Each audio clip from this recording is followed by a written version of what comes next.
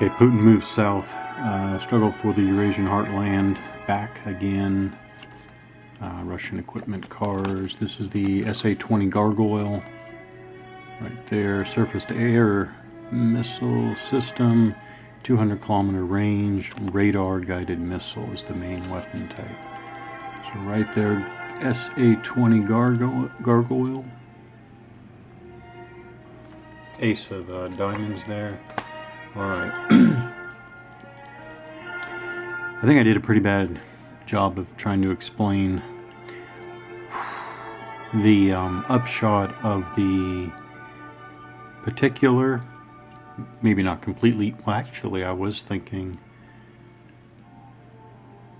I'm not familiar with a game that uses this type of turn and play structure, or play flow and turn structure. But again, that doesn't mean that much. But I can't think of one that I've played. So again, okay, how do I explain? Because I do think it's fairly, well, it creates a fairly unique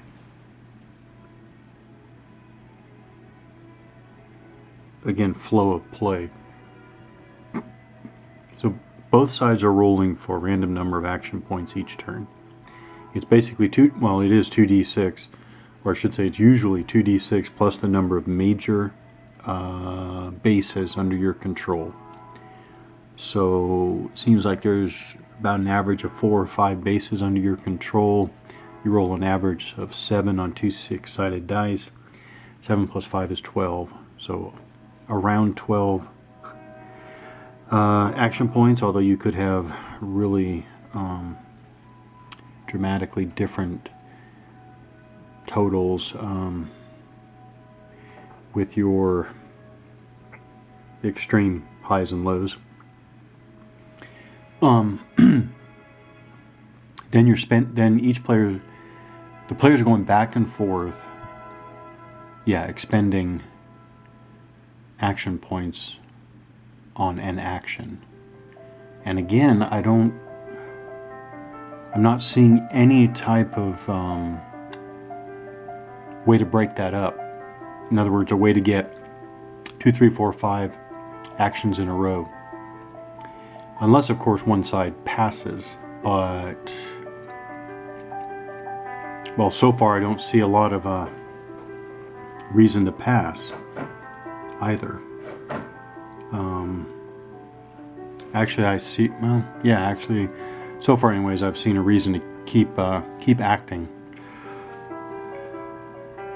Why? Because it generally takes multiple actions to get your units into position to do something decisive. So why wait? There are only 10 turns altogether. We're coming up on the end of the second turn. Coalition only has 3 action points left.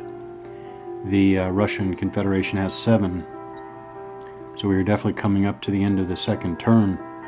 So there's not a ton of time to get stuff done. But the back and forth, basically one action by the coalition, one action by the Russian Confederation, and back and forth means that the action-reaction cycle seems to be really fast.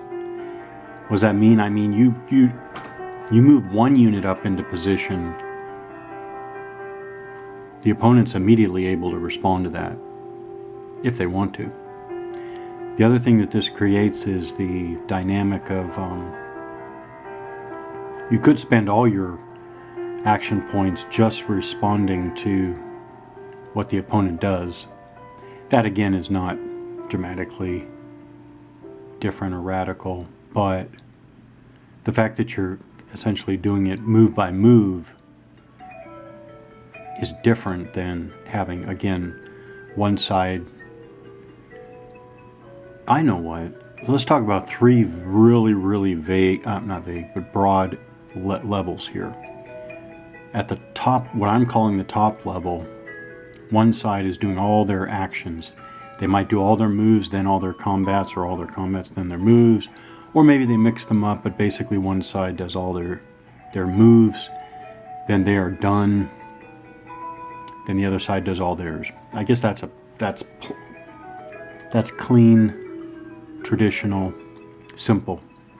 I guess the next level of complexity, is maybe there's one point in the opponent's turn where a side can act.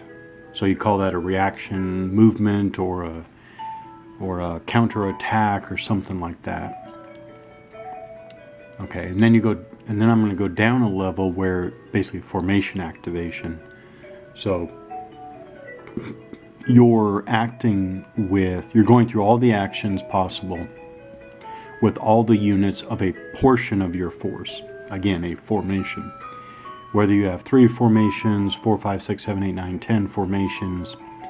But here you're acting with a group again. And then you go back and forth formation up to formation. Okay, there are a lot of interesting games. Actually, a lot of games that I tend to like a bit more that use formation type activation than the first I talked about, or the highest level. The all one side acts and the other side acts. Yeah, I know I'm not using a lot of the traditional wargame lingo and terms here. Oh well. Now this is different again, and I'm going down a level. So now we're going down to the bottom level. This is essentially one unit acting at a time, back and forth. October War. Doesn't October War... Wait. Now I can't remember. Never mind. I cannot remember. No. In October War, yeah, you are going back and forth unit by unit. But I think you have a movement phase where you're going back and forth. Oh, never mind. I can't remember. Cannot remember. Never mind. I don't think there are a lot of games that have back and forth, just essentially one unit. Now, this isn't really that, because again, just to make it clear, actually I just did a Russian movement. I moved this unit. It's off this. No, yeah, it is off the screen. Never mind. Over here, off the screen that way. I moved one here. I moved this unit right here. This Russian unit. So it's a normal. That is normal. Normal is non-hyper war. Combined Arms Corps. It was a normal move or non-hyper war move. Spend an action point.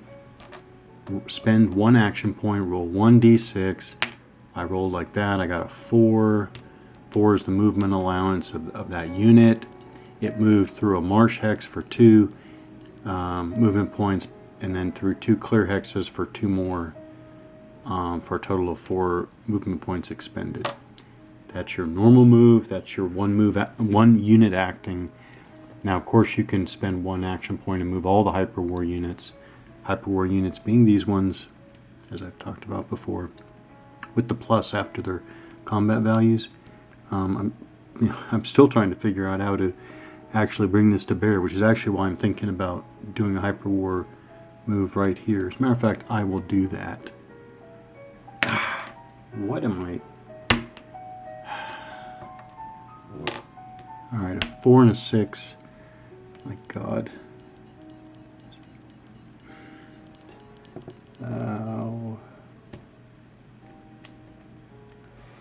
Fumbling today. Oh well. Hazards of War. That's my table.